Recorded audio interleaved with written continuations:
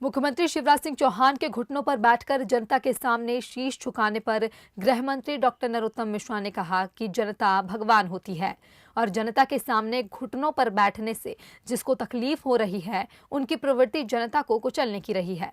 साथ ही उन्होंने कमलनाथ पर तंज कसते हुए कहा कि जो सोने की चम्मच लेकर पैदा हुए हैं वे जनता का दर्द क्या समझेंगे।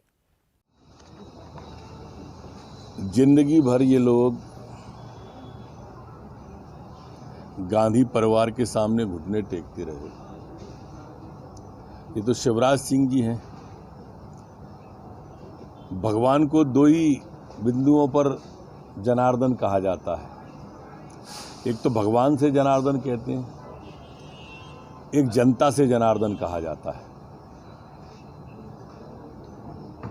और अपने ईश के सामने अगर घुटने टेक रहे हैं, ये किसी परिवार के सामने तो घुटने टेक नहीं रहे, अपने जनार्दन के सामने घुटने टेक रहे हैं, तो इनको पीड़ा क्यों हो रही है?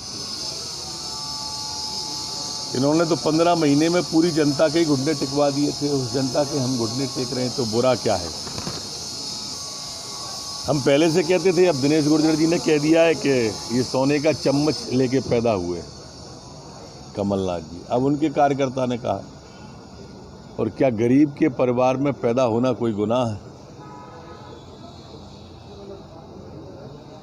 एक आम आदमी के बीच से गया व्यक्ति मुख्यमंत्री बन गए, यही तो पीड़ा कांग्रेस की है। तो पूरी ताकत जो कारपोरेट कल्चर के लोग हैं इसी पे लगा देते हैं। जनता की पीड़ा वही समझ सकता है जो जनता के बीच से गया हो, जिसने गरीबी देखी हो। ये सोने का चम्मच पैदा लेके होने वाले लोग क्या जाने। हमारे कहा गया है कि जाके पाए ना फटी बिमाई, वो का जाने पीर पराई।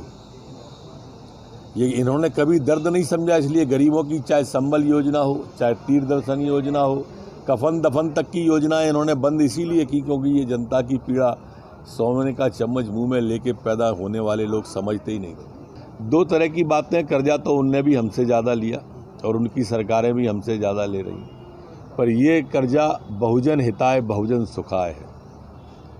वो कर्जा सलमान और जैकलीन के निमित्त था।